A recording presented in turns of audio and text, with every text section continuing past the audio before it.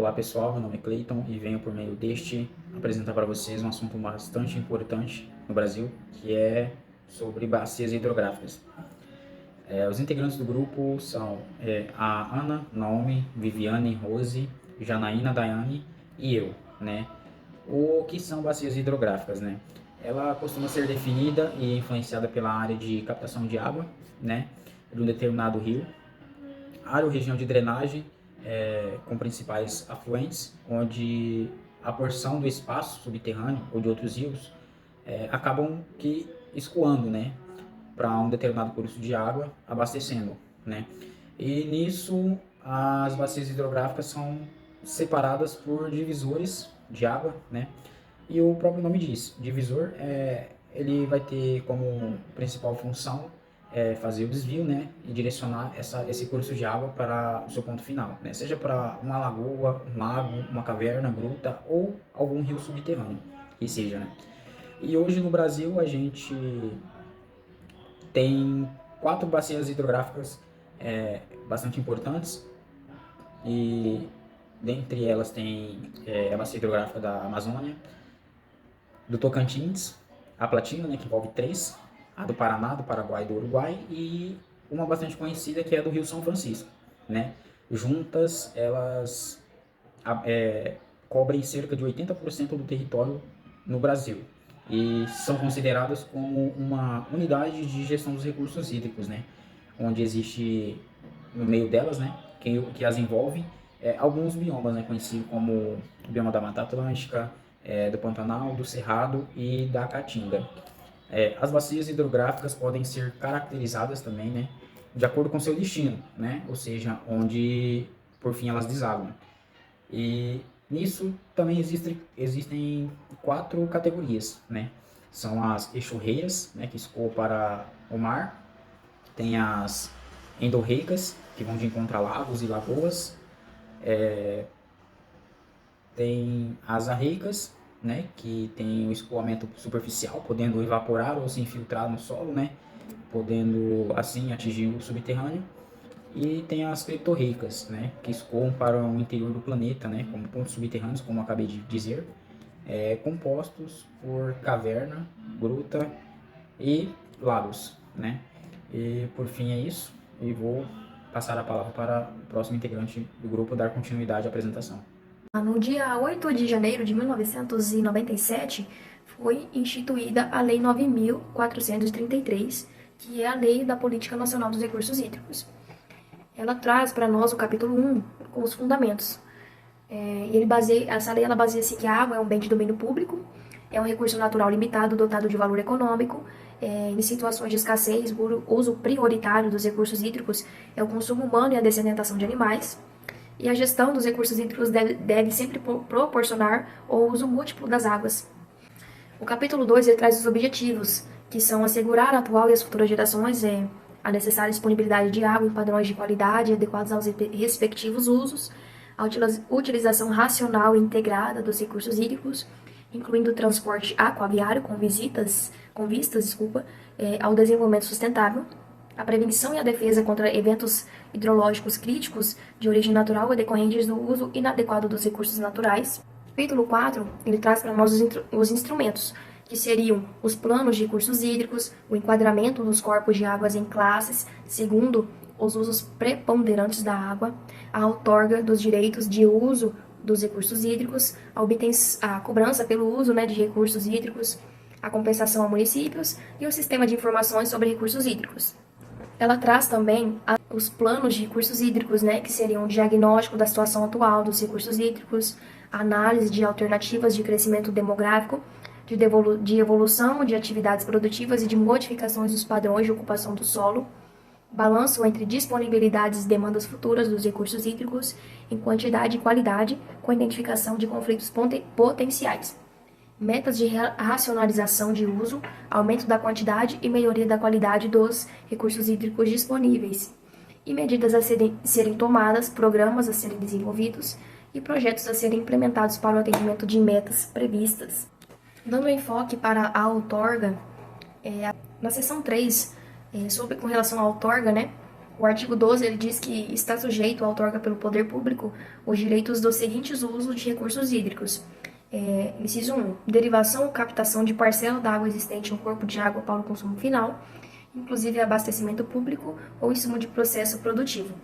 2. Extração de água de aquífero subterrâneo para consumo final ou insumo de processo produtivo. 3. Lançamento em corpo de água de esgotos e demais resíduos líquidos ou gasosos, tratados ou não, com o fim de sua diluição, transporte ou disposição final. O 4, aproveitamento dos potenciais hidrelétricos e outros usos que, no inciso 5, outros usos que alterem o regime, a quantidade ou a qualidade da água existente em um corpo de água. O título 2 do Sistema Nacional de Gerenciamento de Recursos Hídricos, no capítulo 1, ele traz para nós os objetivos e composição, no artigo 32, onde fica criado o Sistema Nacional de Gerenciamento de Recursos Hídricos com os seguintes objetivos: coordenar a gestão integrada das águas, arbitrar administrativamente os conflitos relacionados com os recursos hídricos, implementar a Política Nacional de Recursos Hídricos, planejar, regular e controlar o uso, a preservação e a recuperação desses recursos, promover a cobrança pelo uso desses recursos, E no artigo 33, integram o Sistema Nacional de Gerenciamento de Recursos Hídricos, o Conselho Nacional de Recursos Hídricos, a Agência Nacional de Águas, que é a ANA, a Lei 9.804, de 17 de julho de 2000, no artigo 30, os Conselhos de Recurso Hídrico do Estado e do Distrito Federal, os Comitês de Bacias Hidrográficas e os órgãos dos poderes público, federal, estaduais, do Distrito Federal e municipais, e as agências de água. Compete ao Conselho Nacional de Recursos Hídricos promover a articulação de planejamento de recursos hídricos com planejamento nacional, regional, estadual e dos setores usuários. Arbitrar, em última instância administrativa, os conflitos existentes entre conselhos estaduais de recursos hídricos, deliberar sobre projetos de aproveitamento de recursos, cujas repercussões extrapolem o âmbito dos estados em que serão implementados, deliberar sobre questões que lhe tenham sido encaminhadas pelos conselhos estaduais de recursos hídricos ou pelos comitês de bacia hidrográfica, analisar propostas de alteração da legislação pertinente a recursos hídricos, e a Política Nacional de Recursos Hídricos, entre muitas outras questões. O capítulo 3, ele traz aqui para nós o artigo 37, com relação aos comitês de bacia hidrográfica, atuando a totalidade de uma bacia hidrográfica, a subbacia hidrográfica de tributário do curso de água principal da bacia ou de tributário deste, grupo de bacias ou grupo de subbacias hidrográficas contíguas. E o artigo 38, ele traz para nós que compete aos comitês de bacia hidrográfica, no âmbito de sua atuação, promover o debate das questões relacionadas aos recursos hídricos e articular a atuação das entidades intervenientes, arbitrar em primeira instância administrativa os conflitos relacionados aos recursos hídricos, aprovar os planos de recursos hídricos da bacia, acompanhar a execução dos planos de recursos hídricos da bacia e sugerir as providências necessárias ao cumprimento de suas metas. O comitê de bacia ele tem essa finalidade, que é assegurar que essa bacia hidrográfica, que esse recurso hídrico, ele esteja em boa qualidade, que não esteja sendo utilizado de forma irregular, por isso que existe a outorga. E também serve para analisar, por exemplo, se uma empresa de uma hidrelétrica, ela pretende abrir nesse local.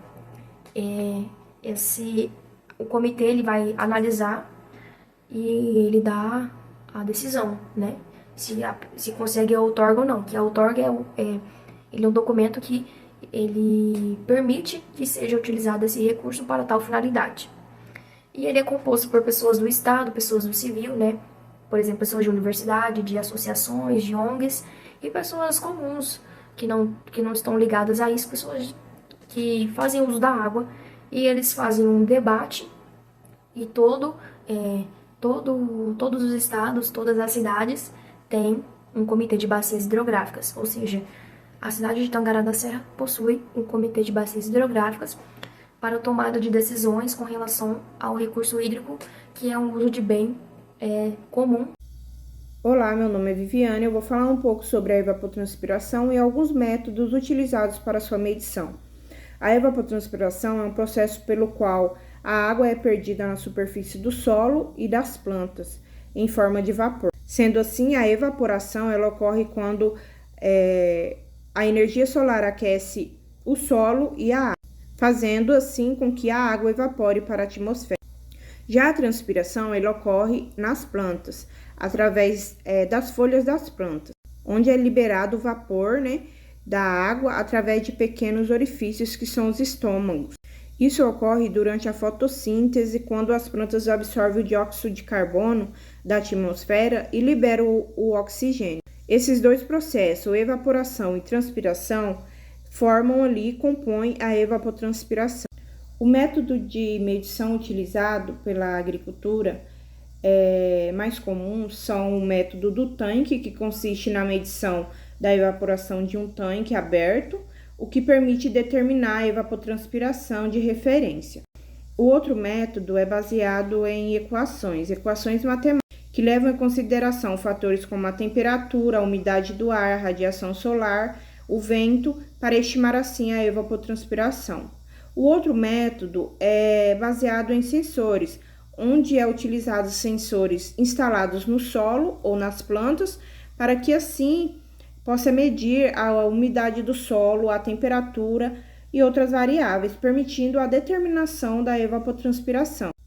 Através desses métodos, os agricultores eles conseguem programar seus sistemas de irrigação de forma mais precisa e eficiente, economizando água e energia e aumentando a produção de suas culturas. Eu vou falar sobre a identificação do estado de conservação de uma bacia hidrográfica. O que a gente precisa para identificar o estado de conservação, como que está a saúde da água. Para identificar o estado de conservação de uma bacia hidrográfica, envolve uma análise detalhada de vários fatores ambientais, sociais e também fatores econômicos. Então, vou falar sobre os métodos que são geralmente utilizados para fazer essa avaliação. No fator 1, a gente tem a coleta de dados, que são dados hidrológicos, que é a precipitação, que são os registros históricos de chuva, vazão dos rios, que são medições de fluxo de água ao longo do tempo, e também a qualidade da água, que são parâmetros como pH, a turbidez, níveis de nutrientes, aí a presença de contaminantes. Também tenho dados de uso do solo, que é a cobertura vegetal, onde são tipos e extensão da vegetação, o uso agrícola e também áreas urbanas. E também tem o desmatamento e a degradação do solo, que eles fazem o levantamento da taxa de desmatamento e também a taxa de erosão do solo. E dados socioeconômicos, que é a população, densidade populacional, as atividades econômicas predominantes na área. E a infraestrutura, que são redes de saneamento e sistemas de gestão de resíduos. No fator 2, tem a análise da qualidade da água, que é parâmetros físico-químicos, que é o pH, a turbidez e a condutividade elétrica. Já em parâmetros biológicos, tem a presença de coliformes fecais e organismos bioindicadores. E em poluentes, a gente tem níveis de pesticidas, metais pesados e outros contaminantes. Já no fator 3 é a avaliação do uso do solo, onde faz o mapeamento de uso e cobertura do solo, que é o uso de imagens de satélite e SIG, que é Sistema de Informação Geográfica, para analisar mudanças ali na cobertura do solo. E também tem impacto humano, que faz a análise de atividades humanas e seus impactos, que é a agricultura intensiva, a urbanização e também a mineração. Já no fator 4, a gente tem a avaliação da biodiversidade, que faz um inventário de espécies, faz um levantamento de fauna e de flora, incluindo espécies endêmicas e ameaçadas. E também tem indicadores de saúde do ecossistema, são as populações de espécies-chave e diversidade biológica. No fator 5 tem a análise de riscos e vulnerabilidades, que são os riscos de inundações, que faz a modelagem hidrológica ali para prever áreas de risco. Também tem secas e escassez hídrica, que são estudos sobre a disponibilidade de água em períodos de seca. E também tem a contaminação, que são áreas propensas à contaminação por atividades humanas. O fator 6 é a modelagem e a simulação, que usa modelos hidrológicos, que é para prever o comportamento dos rios e a disponibilidade de água. E também tem modelos de uso do solo, que é para prever o impacto futuro das mudanças no uso da terra. No fator 7 são indicadores de conservação, onde tem índices de qualidade da água, como é o índice de qualidade da água, IQA, e também tem índices de integridade biótica, que é para avaliar a saúde ecológica com base na comunidade de organismos aquáticos, e índices de sustentabilidade, que é considerando fatores ambientais, sociais e econômicos. Para finalizar, no fator 8, a gente tem relatórios e recomendações, que são os relatórios técnicos, onde faz a compilação dos dados e análises em relatórios detalhados, e planos de gestão, que são propostas de medidas para a conservação e a recuperação de uma bacia hidrográfica. Então, tudo isso, todos esses fatos que fornecem uma visão do estado de conservação de uma bacia hidrográfica e também permite a implantação de ações de manejo sustentável e também de recuperação ambiental. Olá, meu nome é Daiane e eu vou falar um pouco sobre a importância das algas na qualidade da água e na manutenção da fauna aquática. As algas, elas desempenham aí um papel que é fundamental para a qualidade da água, devido a várias funções que são bioquímicas e também funções ecológicas. Um exemplo é a produção de oxigênio. As algas, especialmente as algas que são microscópicas, como o fitoplâncton, eles realizam a fotossíntese, liberando oxigênio na água, o que é fundamental também para preservar a sobrevivência de outros organismos que vivem na fauna aquática. As algas, elas também são base da cadeia alimentar em ecossistemas aquáticos. Elas sustentam ali uma variedade de vidas, desde pequenos invertebrados até grandes peixes. As algas, elas também ajudam na ciclagem de nutrientes. Elas podem ali absorver compostos da água, como o nitrato, o fosfato. E é isso que pode reduzir a eutrofização, que é o processo onde ocorre a proliferação excessiva de plantas aquáticas, reduzindo ali o oxigênio que está presente na água. As algas, elas também ajudam aí na remoção de contaminantes da água. Algumas têm essa capacidade, como a alga Chlorella vulgaris. Ela é uma alga verde, que é essa aqui. Ela tem essa capacidade, então algumas elas ali conseguem ajudar na purificação da água, removendo ali poluentes, metais pesados como o mercúrio e o cromo. Então elas têm aí a capacidade de estar ajudando na purificação da água. Muitas algas, elas já são utilizadas como sistema de biorremediação, como biofiltros em estações de tratamento de água, lagos artificiais. Muitas empresas, elas já usam as algas, né? Elas armazenam algas para ajudar a contribuir nesse tratamento aí de purificação da água. As algas também, elas funcionam como bioindicadores. O excesso de algas ou a ausência, a presença, então elas ali funcionam também como bioindicadores. Ela indica a saúde que está o ecossistema aquático, a qualidade da água. Então elas funcionam como bioindicadores. Ela alerta também sobre o que pode estar acontecendo, mudanças ali no ambiente aquático, como poluentes, né, que poluem a água, ou variações também na qualidade de água. Então é uma infinidade de funções que que as algas são muito importantes para o ambiente aquático.